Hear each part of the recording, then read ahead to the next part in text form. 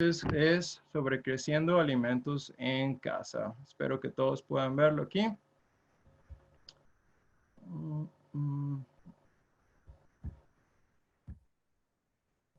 Básicamente las metas que tengo para este taller es identificar cuál es la mejor locación para tu jardín. Una de las cosas que he notado muchas veces, la gente tiene trabajo en tomar una decisión en qué lugar va a posicionar su jardín, dónde va a poner su árbol, dónde va a crecer sus vegetales, lo hago enfrente, lo hago atrás. Y aun cuando el espacio es muy limitado, también se puede hacer ciertos ajustes para poder nosotros identificar cuál es la mejor locación para nuestro jardín, que nos va a ayudar a crecer de manera más eficiente. Entonces vamos a ver, vamos a trabajar un poquito en eso. Entonces me gustaría, si ustedes quisieran, tener una hoja a la mano, en la cual, una hoja en blanco con un lápiz. Y en esa vamos a dibujar el terreno donde nosotros queremos trabajar y estamos pensando hacer nuestro jardín. Entonces eso les va a ayudar a tomar mejor decisiones. Esa va a ser una de las metas del taller.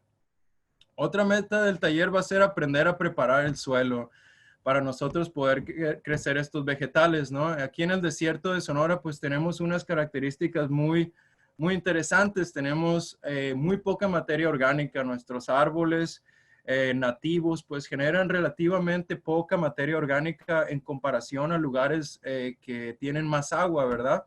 Entonces, nosotros para poder crecer vegetales directamente en el suelo aquí necesitamos prepararlo de cierta manera para hacerlo más efectivo, ¿no? Entonces vamos a ver cómo nosotros con los recursos que tenemos podemos preparar este suelo para crecer vegetales. También vamos a hablar de cómo nosotros podemos conocer cuáles son las plantas para cada temporada, ¿no? Otro de los retos que yo encuentro en las personas que llegan bien frustradas y me dicen, oye, Eric, hubieras visto que planté toda la lechuga, planté toda la espinaca ahora en abril y mayo y fíjate que está bien triste, toda se me está muriendo. La espinaca y la lechuga es cosecha de invierno, ¿no? Entonces es importante tener a la mano siempre una lista específica para nuestra zona que nos ayude a tomar decisiones a cuáles plantas nosotros vamos a crecer, ¿verdad? Yo les voy a proveer con una lista durante el taller. También vamos a hablar métodos de irrigación. Vamos a hacer una revisión de cómo podemos nosotros instalar un método, un sistema de irrigación en nuestra casa. Así también, cómo podemos disminuir el consumo de agua en nuestro jardín. Hay distintas técnicas que voy a estar compartiendo. Si ustedes conocen de alguna, adelante también compártenla, pero aquí la idea es de cómo nosotros podemos disminuir el uso de agua para nuestro jardín y aprovechar el agua que usamos al máximo, usarla hasta 2 veces. Entonces, esto nos va a ayudar no solamente a ahorrar recursos, pero pues también tenemos que ser conscientes que vivimos en un desierto y el agua es un recurso bastante escaso y es nuestra responsabilidad, no solamente como jardineros, pero pues como humanos, pues cuidarla, ¿verdad? Entonces vamos a hablar de cómo podemos aprovechar el agua que utilizamos más eficiente. Bueno, y al final voy a hablar un poquito sobre contenedores. ¿Cómo pueden ustedes también crecer en contenedores? Muchas veces crecer en el suelo directamente puede ser bastante un reto muy grande para ciertas personas, especialmente personas que ya no pueden hacer actividad física. Entonces, aquí pues entra la opción de los jardines de contenedores, ¿verdad? Vamos a hablar un poco sobre ellos también. Cómo pueden hacer ustedes su propio contenedor de autorriego, etcétera. Y primero que nada, pues vamos a comenzar con un pequeño video de alrededor de 2 minutos que habla un poquito sobre la locación que nosotros, que nos va a ayudar a tomar mejores decisiones sobre locación. Gracias, Grace. Escoger el lugar adecuado es una de las cosas más importantes para tener éxito en tu jardín de vegetales. Necesitas considerar un par de cosas. ¿En dónde da el sol durante las diferentes estaciones? ¿Cómo corre el agua de la lluvia en tu yarda? ¿Por dónde están las instalaciones de servicios domésticos? ¿Acceso fácil al jardín? Y si hay áreas contaminadas. Tu jardín necesita de 6 a 8 horas de luz directa cada día.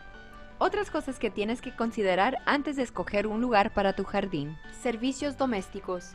Para saber dónde pasan las líneas de servicio domésticos o utilidades. Llame a la ciudad para que marquen claramente dónde están sus servicios de utilidades. Contaminación y plantas que podrían causar problemas. Sepa la historia de la tierra. Evite áreas donde se haya derramado aceite, disolventes, pintura y químicos. Evite plantar su jardín alrededor de áreas donde hay laureles, árboles de cedro y eucalipto. Corriente de agua. Ponga atención en cómo corre el agua en su yarda cuando llueve y trata de capturar esa agua. Accesibilidad. Plante su jardín en un lugar donde usted puede mirarlo todos los días y cerca de una toma de agua. Cercar. Considere cercar e instalar barreras contra animales, mascotas, tuzas, etc. y fuertes vientos. Considerando todo esto, hemos decidido instalar el jardín en el patio posterior de esta casa. Los árboles del lado oeste proporcionan sombra durante los meses calurosos del verano y colocamos el jardín suficientemente lejos del cerco del lado sur para que reciba luz durante el invierno. También cuenta con una toma de agua cercana. Su jardín no debe ser más de 3 pies de ancho y debe tener pasillos donde pueda caminar de por lo menos 2 pies de ancho. Así usted puede alcanzar sus plantas sin tener que pisar el jardín.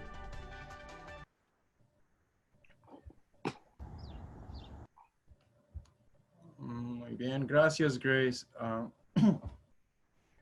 Bueno, entonces, pues este es un pequeño video sobre cómo tenemos que tomar en cuenta algunos aspectos sobre la locación.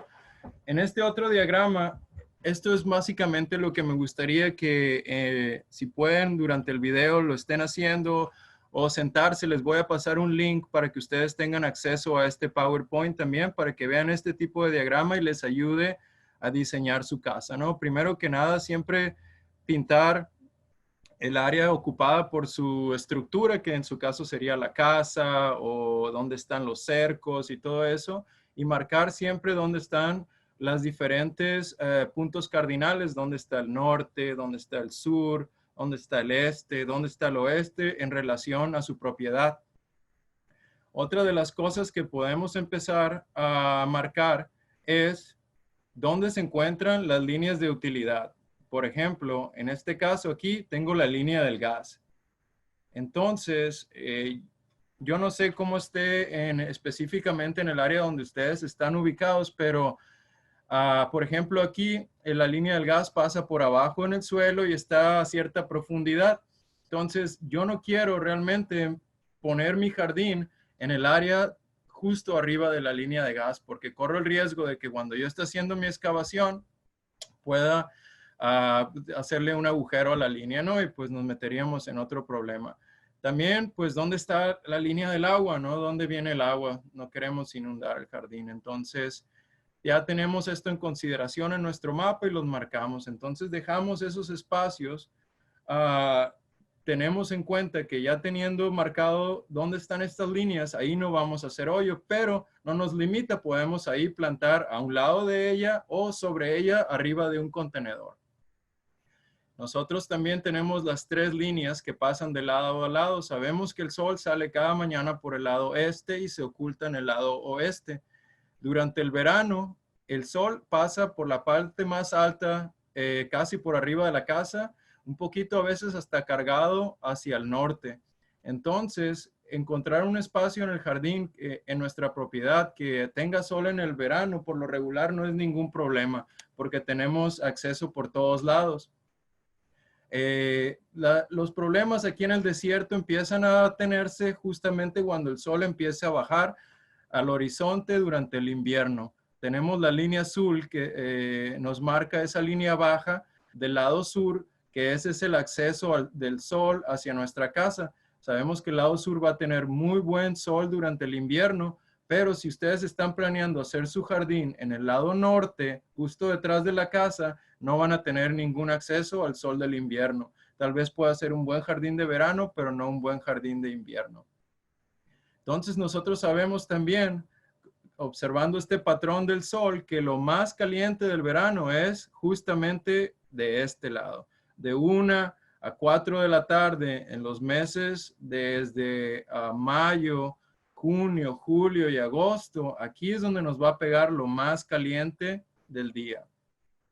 Si nosotros ponemos nuestro jardín, especialmente en el lado oeste, sin ningún tipo de protección, probablemente vamos a tener que ocupar más agua y más proveer con algún tipo de sombra porque este es muy fuerte y evapora bastante agua. Entonces sería tal vez una buena idea empezar a pensar qué podemos hacer al respecto. Digamos que esa es nuestra única posibilidad porque del otro lado ya está todo ocupado. Entonces podemos empezar a poner un tipo de barrera que nos ayude a crear sombra. Puede ser una malla sombra o un árbol. El árbol pues crece lento, entonces podemos poner una malla sombra mientras el árbol se desarrolla. Esto nos va a ayudar a que nosotros teniendo esta sombra del lado oeste, especialmente cubriendo la casa, nos puede ayudar bastante en que nuestra casa se mantenga más fresca durante los meses del verano. También eso se traduce en ahorros de utilidades. Ya no tenemos que tener el aire acondicionado, cooler prendido todo el día porque no tenemos ninguna protección del calor. Entonces, poniendo árboles, nuestra casa se mantiene más fresca, especialmente de este lado del oeste. Digamos, tenemos otro arbolito por el lado norte, noroeste. Entonces, yo, sacándole provecho, digo, bueno, ¿qué tal si pongo mi jardincito de este lado? Y así este árbol me va a ayudar a proteger este jardín del lado oeste, haciéndolo un poco menos el acceso al sol tan fuerte, ¿verdad? Entonces, teniendo este patrón en cuenta por dónde pasa el sol, es muy importante porque eso es algo que nunca va a cambiar. Nosotros podemos organizar y cambiar las cosas en relación a este patrón. Nosotros podemos cambiar nuestro jardín durante el año, pero no vamos a poder cambiar nunca lo que el sol está haciendo durante el año. Y eso es algo que se repite año tras año, ¿verdad? Entonces ya pueden empezar con su pequeño dibujo. Una de las cosas que yo recomiendo también es separar por diferentes zonas, ¿verdad? Las zonas para mí son de bastante ayuda porque nos ayudan a determinar dónde pasamos más tiempo, cuáles son las zonas que tienen más actividad durante el día. Por lo regular son las que son más cerca de la casa. Entonces, cuando estamos diseñando nuestro sitio, en lugar de poner nuestro jardín de vegetales que tiene más actividad y que requiere más atención en una zona más alejada como zona 3 o zona 4, nos estamos nosotros ya poniéndonos más trabajo, ¿no? Entonces, si se dan cuenta, en el ejemplo que está en la pantalla ahora, la zona 1 es donde andamos todo el día, que son el camino de entrada y de salida. El jardín está ubicado ahí. También tenemos la zona donde viajamos al cuartito. Se pueden empezar a organizar las cosas que requieren más atención en la zona 1 y zona 2.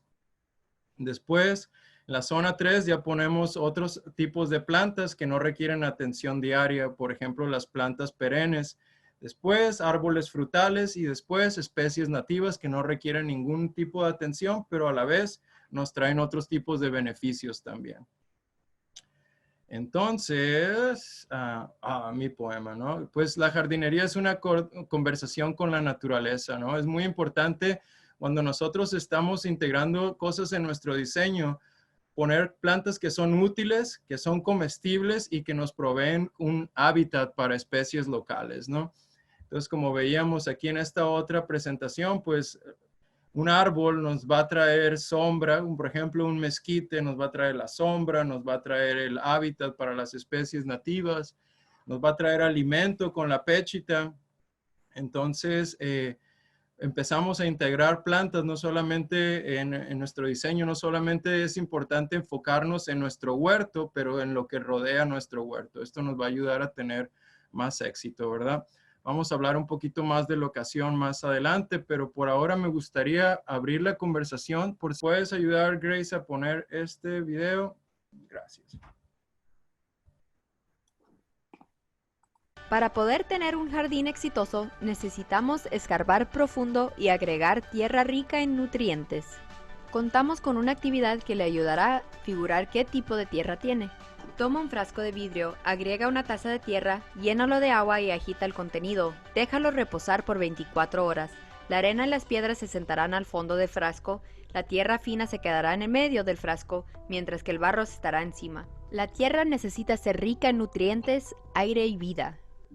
Antes de empezar a escarbar, remoje la tierra un día antes.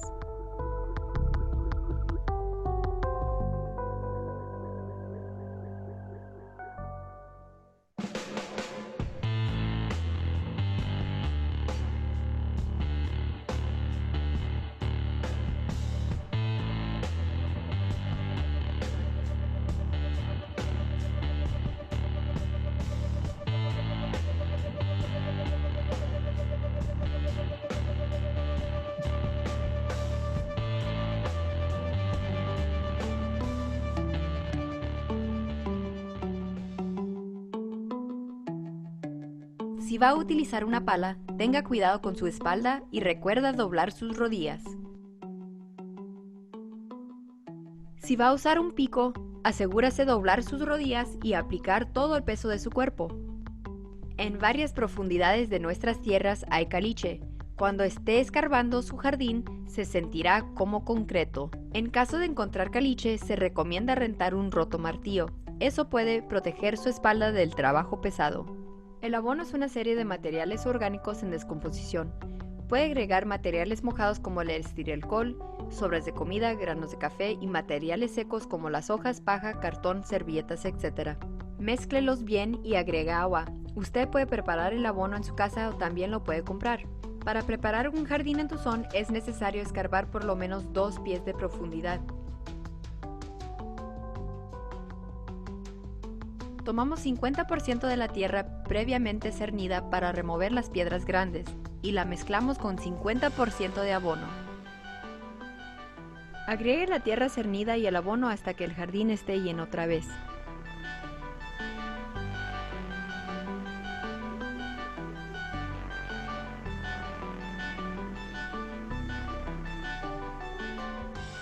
Continúe enriqueciendo la tierra. Agregue 4 pulgadas de abono después de cada temporada para añadir nutrientes.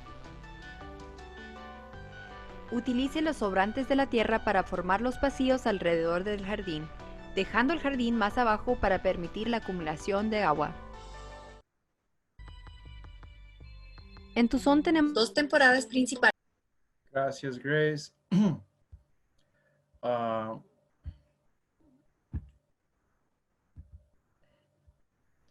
Muy bien, pues sí, a veces, como el video lo muestra, cavar 2 pies es algo complicado, la verdad.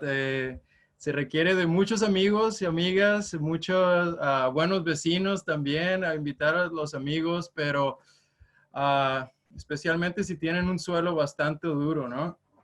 Una de las cosas que yo me he dado cuenta, pues sí, a veces cuando yo he estado comenzando un jardín, a veces digo, "Oh, ya cuando llego al pie y medio, por lo regular, digo, ya fue suficiente, ¿no? Sí, nada más tenemos que un pie y medio también es suficiente, pero entre más nosotros podamos escarbar, más soltamos la tierra y eso nos va a ayudar a que las raíces de la planta puedan crecer sin tanto problema. Uno de los problemas con nosotros aquí en el desierto es que los suelos son muy compactos. Entonces cuando la raíz empieza a desarrollar, llega al suelo compacto y ya no puede penetrar, lo que lo hace que la planta deje de crecer propiamente. Entonces, si nosotros llegamos a tener la energía de cavar hasta los 2 pies, muy bien. Después de que hemos cavado, se mezcla 50% composta terminada con 50% de la tierra que fue excavada previamente cernida. Básicamente lo ponemos en un cernidor, sacamos todas las piedras y utilizamos la tierra fina. La tierra del desierto también tiene nutrientes, ¿verdad? Que nosotros podemos aprovechar, muchos minerales también, pero le falta la materia orgánica, que es lo que vamos nosotros a agregar con la composta. Nosotros tenemos que hacer este proceso solamente una sola vez, no tenemos que escarbar cada año, ya que nosotros pusimos nuestra energía en el primer año para establecer nuestro jardín, no lo tener cada año, se vuelve más fácil. El mantenimiento solamente requiere agregar una capa delgada de composta en la parte de arriba y utilizar tal vez un trinche para agregarle oxígeno a nuestro suelo y que la composta penetre un poco más profundo, ¿no? Es muy importante que nosotros tengamos en cuenta que nuestro suelo tiene que ser un suelo vivo, ¿no? Al principio, cuando nosotros comenzamos a establecer nuestro jardín, nuestro suelo no va a tener tanta vida porque esa no es necesariamente la característica del suelo del desierto. Va a ser un suelo que tiene poca materia orgánica, poca vida, pero entre más nosotros empezamos a trabajar este suelo y agregarle vida, la microbiología que vive en el suelo se va a empezar a reproducir haciéndolo más fértil, ¿no? Si nosotros viajamos, por ejemplo, a un campo de cultivo, nos vamos a dar cuenta que el suelo ahí se ven los terrones así juntos, que realmente hasta no se ve ninguna vida, Lo que tienen que hacer los agricultores de ahora es comprar fertilizante sintético para agregarle y alimentar a las plantas de esta manera. Cuando nosotros alimentamos al suelo, alimentamos la biología en el suelo, ellos son los que se encargan de alimentar a nuestra planta. Nosotros idealmente tendríamos un jardín que genera lo que el jardín necesita para mantener la vida y los nutrientes para que las plantas puedan sobrevivir y crecer sanamente, ¿verdad? Entonces nosotros no alimentamos a la planta, alimentamos al suelo y eso se hace con el tiempo, ¿no? El tiempo ayuda a que el suelo empiece a cobrar vida. Por eso que sí, voy a mostrar un video que habla un poquito sobre el té de composta y cómo tomar mejores decisiones sobre plantas y cómo cuidarlas, ¿no? Esto se llama Plantando un jardín saludable. Si me quieres apoyar, Grace, en poner ese video.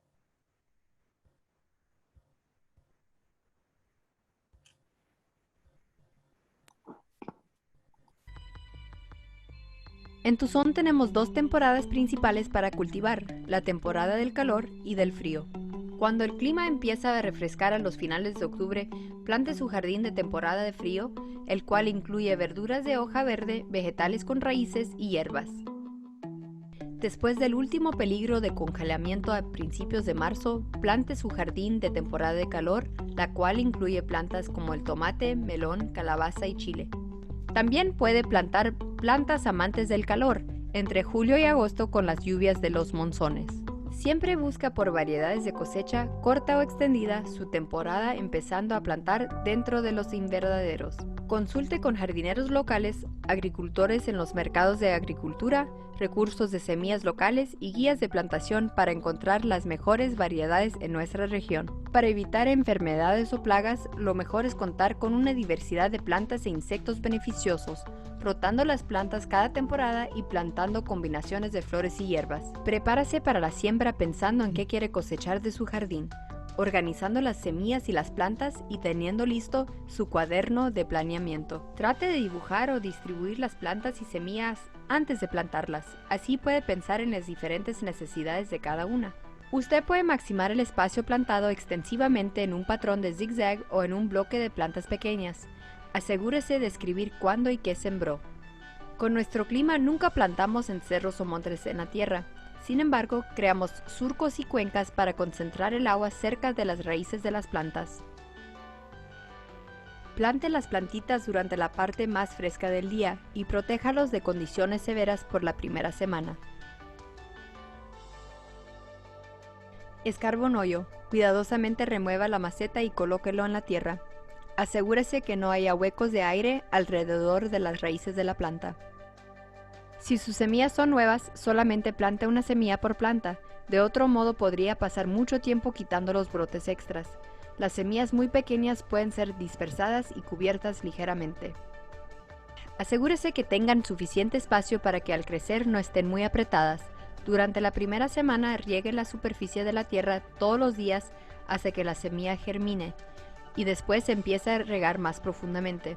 Dependiendo de las condiciones, los vegetales podrían durar más tiempo para estar listos para la cosecha de lo que dice el paquete de las semillas, y podrían mirarse diferente de cómo lo compran a tienda. Asegúrese de observar los frutos mientras empiezan a madurar.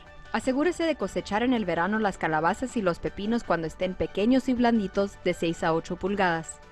Las plantas verdes y la lechuga pueden ser cosechadas continuamente cortando las hojas más grandes y dejando las hojas más pequeñas para que crezcan.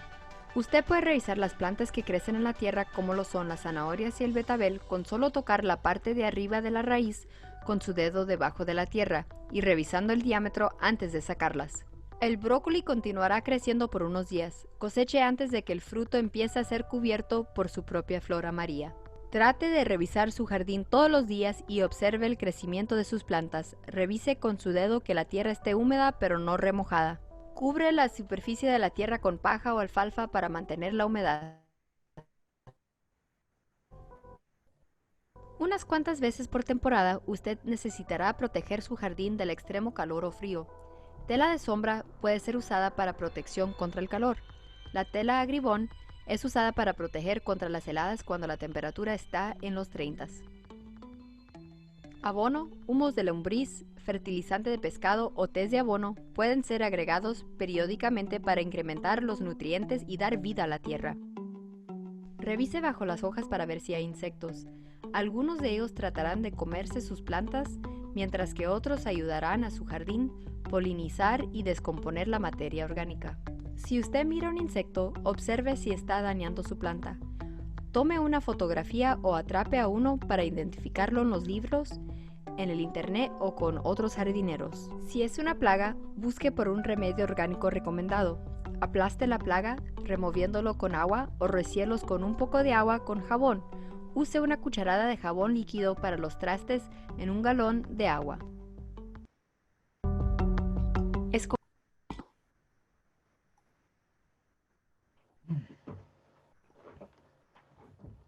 Gracias, Grace. Y sí, ese fue un pequeño video sobre cómo plantar nuestro jardín y cómo cuidarlo. En los recursos que les mandé viene una lista más específica sobre los diferentes tipos de plagas que nos pueden afectar, cómo reconocerlas, porque antes de empezar a tratar una plaga, pues es muy importante saber qué es lo que nos está atacando para poder tomar decisiones, ¿verdad? También les mandé esta lista que nos ayuda a determinar cuáles son las mejores especies ahorita para la temporada. Como estamos a principios de mayo, pues algunas de la lista ahí nos menciona como frijoles, maíz, albahaca, los pepinos, todo lo que son los diferentes tipos de calabaza, el melón. Todas son plantas que podemos todavía plantar desde semilla, ¿verdad? Todavía se puede plantar, por ejemplo, el tomate, pero se recomienda que el tomate pues venga ya en planta, no en semilla, porque ya es un poco tarde para el tomate. Ya cuando llega junio, julio y agosto empieza a llegar la lluvia, pueden plantar otra vez la ocra, se da muy bien, la berenjena, los diferentes tipos de chiles y algunos de los tomates también. Es muy importante mencionar aquí que cuando nosotros conseguimos la semilla, pues encontremos semilla que sea de preferencia, semilla que esté adaptada a nuestra zona, ¿verdad? Tenemos climas muy extremos, por ejemplo, algunas de las semillas que nosotros encontramos en diferentes tiendas vienen de climas más templados, lo cual crecen muy bien allá, pero al momento de plantarlas aquí, las exponemos al calor extremo, la planta no se da tan bien. Entonces es importante leer las instrucciones en la parte de atrás para saber si es una planta que puede sobrevivir este clima, ¿no? De preferencia les recomiendo también que compren semillas de procedencias orgánicas, que no ha sido crecida con pesticidas. Si son de herencia, asegúrense que son plantas que han sido crecidas cerca de su zona, porque si es de herencia, pero viene de una parte como el norte de los Estados Unidos en lugar del lado sur, puede ser que esté solo acostumbrada a los climas más templados, lo cual no va a crecer tan bien aquí. Otra de las cosas es que si ustedes compran semilla y dice que es híbrida, la semilla híbrida no les va a poder dar semilla para usar después. Entonces, genera muy buen fruto, pero no les va a dar semilla viable. Entonces, si ustedes quieren independizarse y estar comprando semillas todo el tiempo, de no estar comprando semillas, compren semilla que no sea híbrida. Hay mucha información y también otro de los tips que me gustaría pasarle es semilla que, por ejemplo, cuando ustedes ven detrás de un paquete de semilla de brócoli, puede ser que un brócoli tarde en madurar 90 días y hay otro que tarda en madurar 60 días. Yo les recomendaría el de 60 días, tendrían su cosecha más pronto, ¿verdad? Esta lista les puede servir muy bien a todas las personas. En Río Rico se aumenta un poquito más, se extiende, por ejemplo. La última congelada en Río Rico viene como hasta principios de abril, entonces ahí tenemos que mover un poquito más nuestra plantada. Y también en Hermosillo se puede extender un poco, entonces es muy importante que ustedes tomen esto como una guía, pero no como una definitiva, ¿no? Porque dependiendo en el área donde ustedes están, hay diferentes maneras de extender o recortar o razones por las cuales recortar nuestra temporada, ¿verdad? Pero por lo regular aquí en el desierto de Sonora, esta es un buen punto de comienzo esta.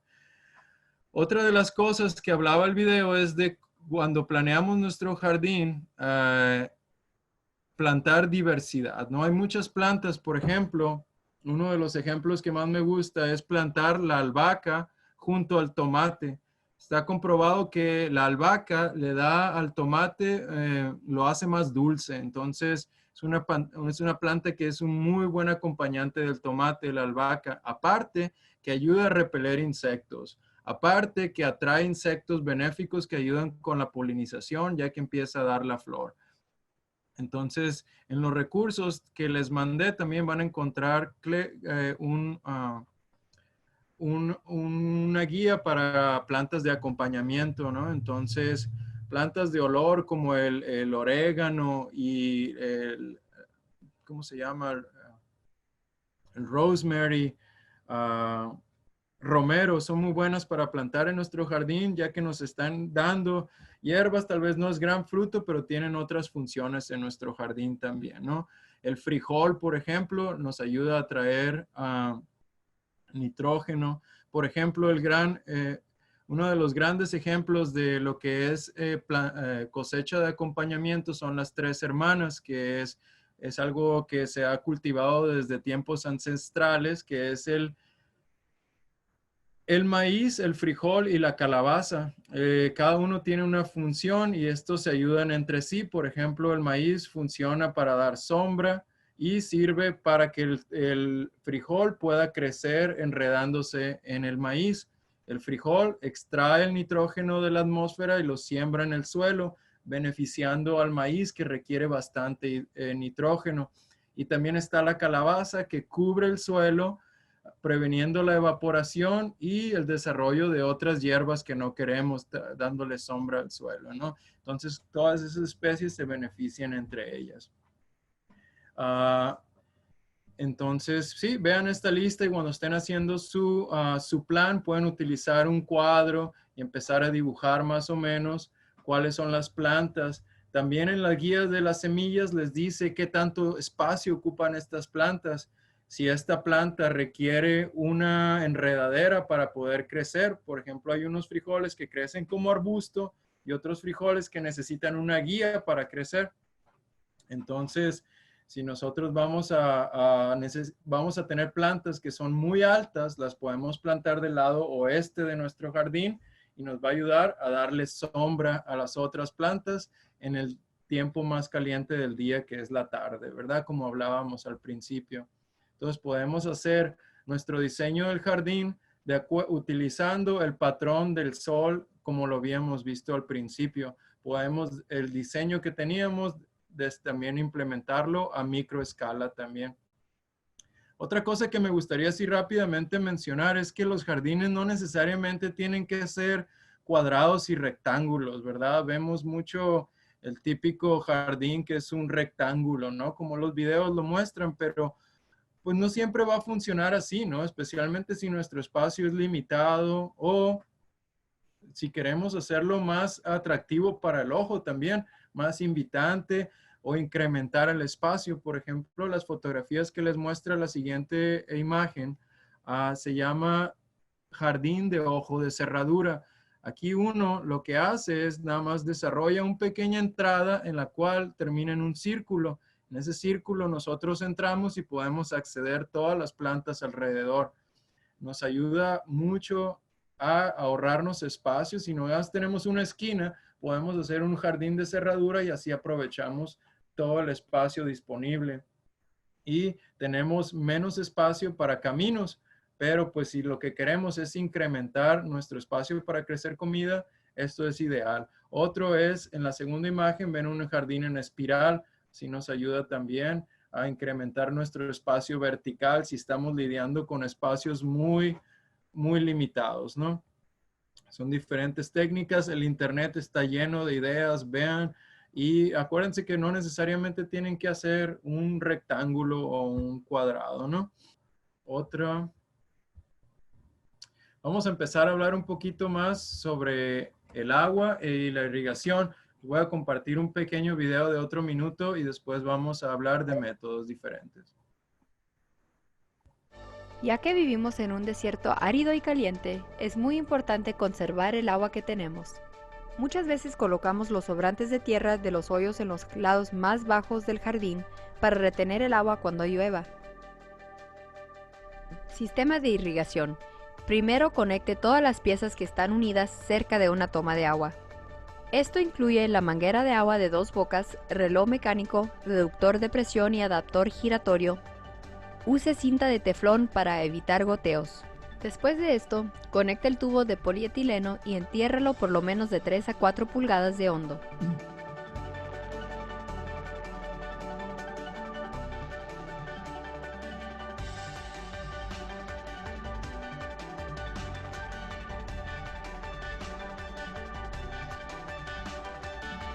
Mida qué tan largo tiene que estar el tubo de polietileno para llegar a su jardín. Use codos conectadores para dirigir la tubería hasta donde está el jardín. Ponga un tapón en el extremo de la línea. Mida donde quiere la línea y qué tan larga debe ser. Necesita instalar sus líneas con separaciones de 8 a 12 pulgadas. Si tiene un jardín de 3 pies de ancho, hay un espacio para 2 a 3 líneas en los surcos dentro del jardín. Después de eso, perfore el tubo de polietileno y conecte las líneas.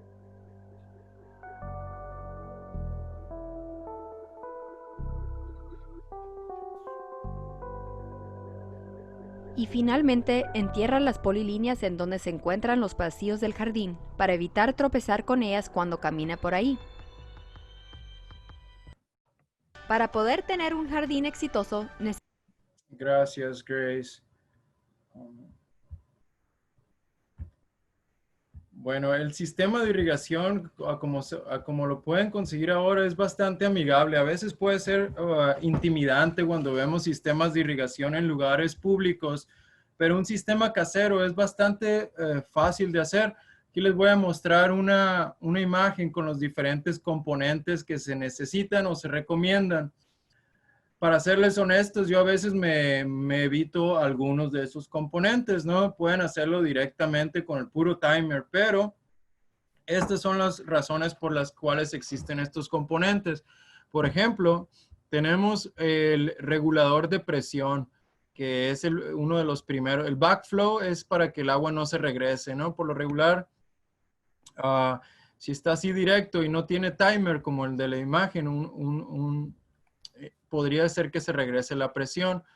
Aquí en Tucson tenemos una presión muy fuerte, entonces en lugares con Hermosillo, como que no hay tanta presión, tal vez no necesites un regulador de presión. Se utiliza aquí porque la presión sale tan fuerte de la llave que puede desconectar nuestras conexiones, generando una fuga, ¿verdad? El siguiente es un filtro. Si ustedes viven en una área que el agua viene cargada con muchos que sería polvo, se meten piedritas. Se les recomienda mucho tener este filtro. Tiene un costo de alrededor de 8 a 12 dólares, dependiendo de dónde lo compren.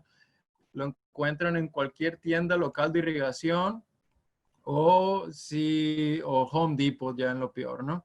Ahí también los encuentran. Y después el adaptador y ya después la manguera, y a la manguera ya conectan sus líneas.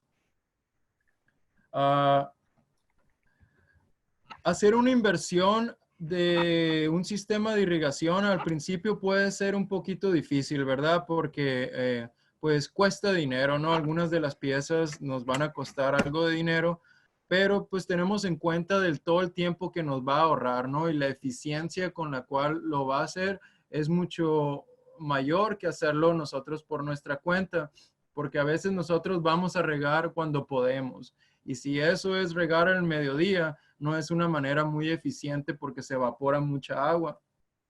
En cambio, nosotros podemos programar un reloj en nuestro temporizador que funciona automático con pilas. Le ponemos a las 5 de la mañana por 20 minutos y automáticamente va a aprender y va a regar exactamente por ese tiempo directamente a la raíz de la planta donde tenemos ubicada nuestra manguera, haciéndolo más eficiente y ahorrando más agua, ¿verdad?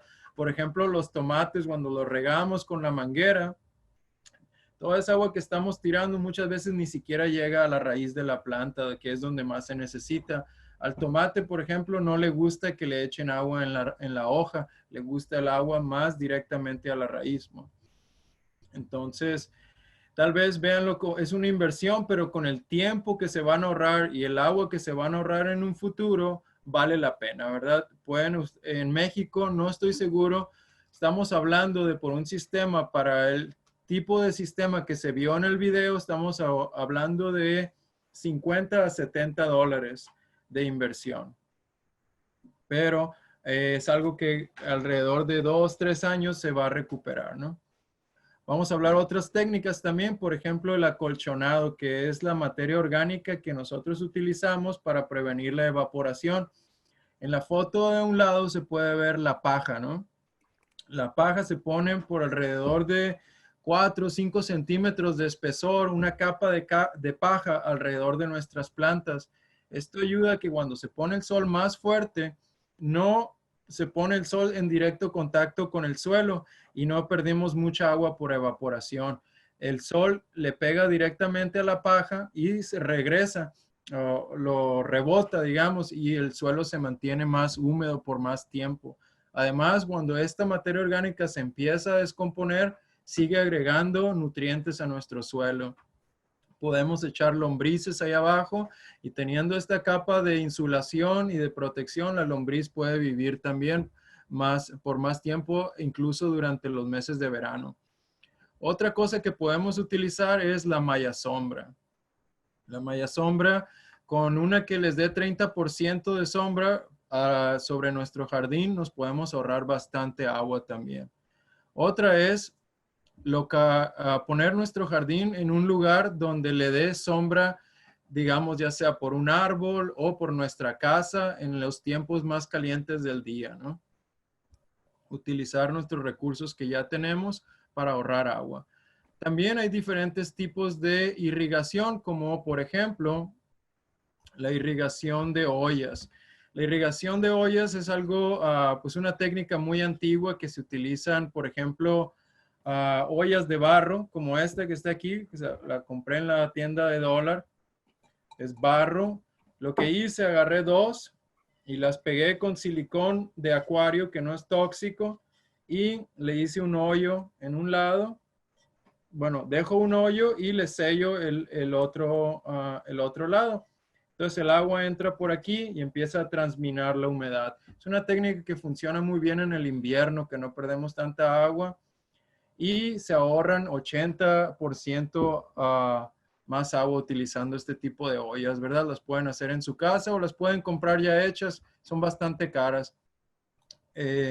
Irrigación por goteo es otras y hay otros tipos de técnicas que pueden encontrar en internet, pero por lo regular estas son las más efectivas que pueden encontrar.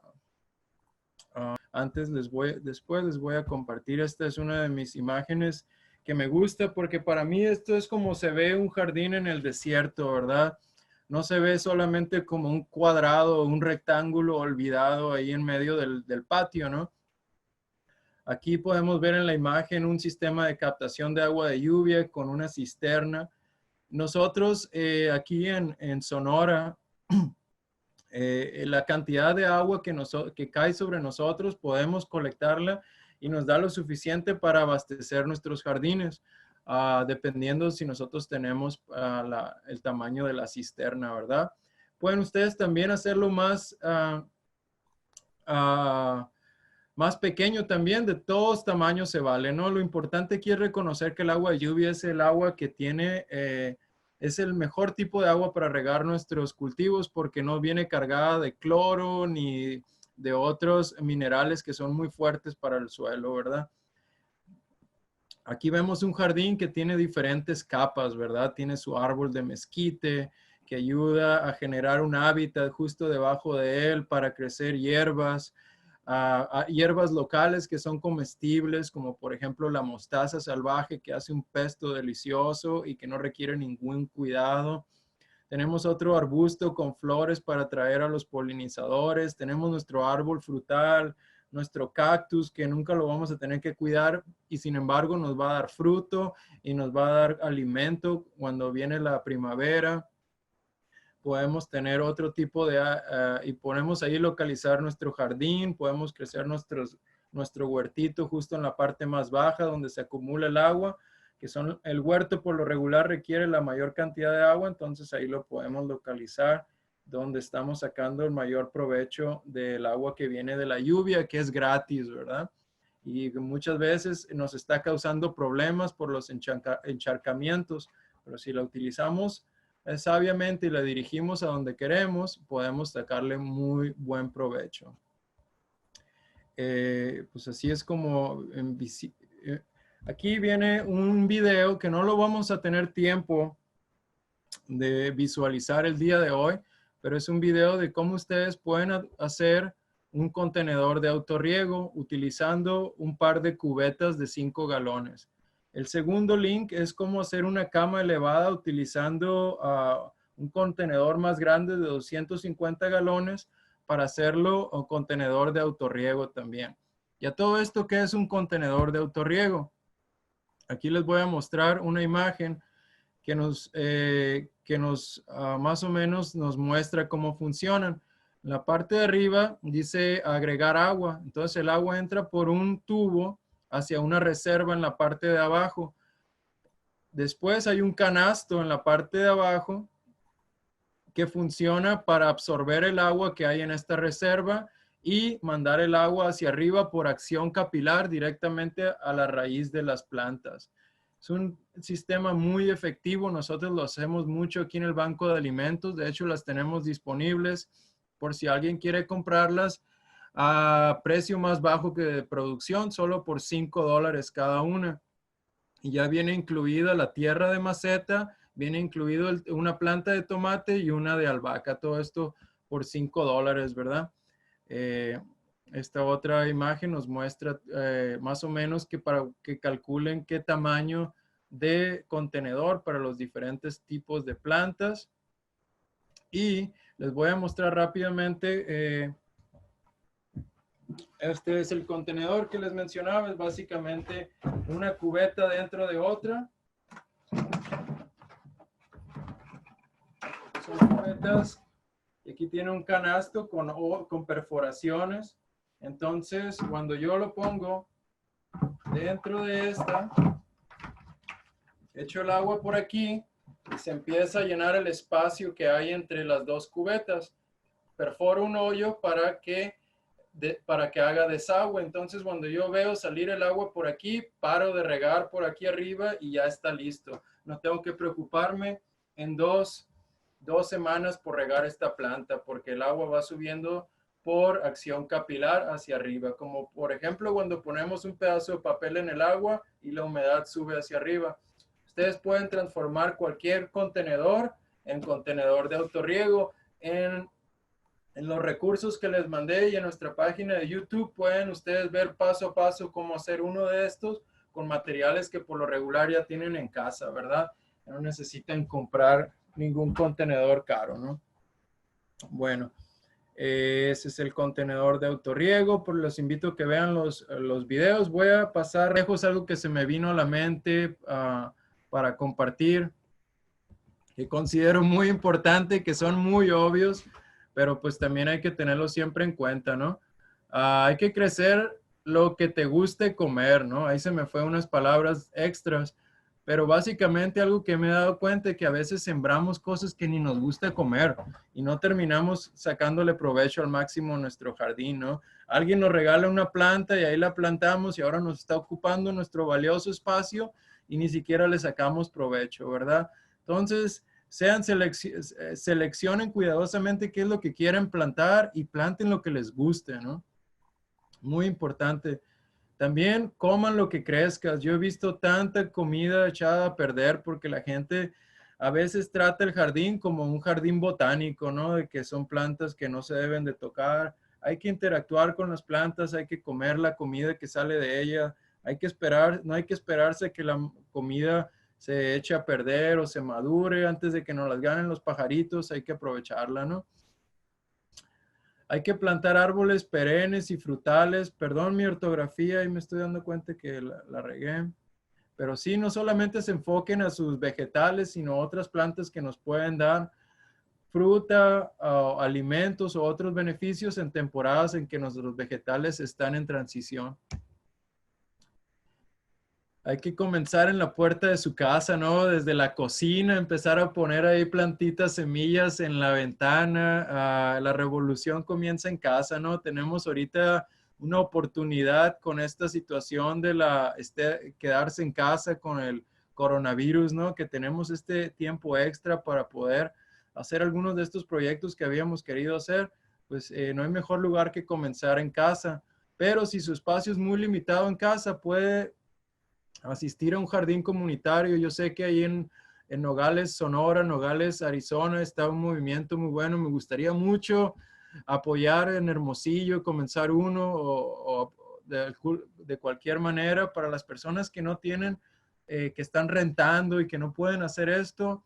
Hay maneras también, ¿no? O asociarse con una persona que conozcamos que tenga un espacio grande, tal vez nos ayude, si le pagamos el agua o le compartimos los vegetales que crecemos, podemos encontrar maneras de crecer en otros espacios también. O si usted tiene mucho espacio, invite a alguien a que crezca ahí. Esa es otra opción. Así ya se evita mucho del trabajo usted, alguien lo hace por usted y se benefician todos, ¿verdad?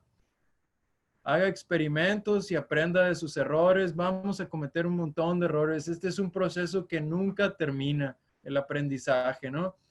La naturaleza es el mejor maestro, entonces necesitamos observar y aprender porque errores van a cometer muchos, ¿no? Hay que disfrutar de lo que está pasando en lugar de pensar en lo que no ha pasado, ¿no? Muchas veces aquí lo veo mucho en el jardín comunitario, cómo la gente va a su jardín y ve el jardín del vecino, cómo está bien productivo y bien frustrado, ¿no? Dice, ay, pero ese mire cómo no crece y el mío no crece y así, ¿no? Entonces, hay que siempre pues seguir intentando, no rendirse tan fácilmente. Y una de las de lo que me gusta mencionar aquí es que siempre plante más de lo que necesite, porque siempre una de las razones por las cuales a veces no veo que la gente tiene éxito en su jardín es porque va y compra un tomate, una albahaca, ¿no? Y las planta y por alguna razón el tomate se le murió, pues ahí se le fue toda la temporada, ¿no? Entonces plante 2, 3, 4.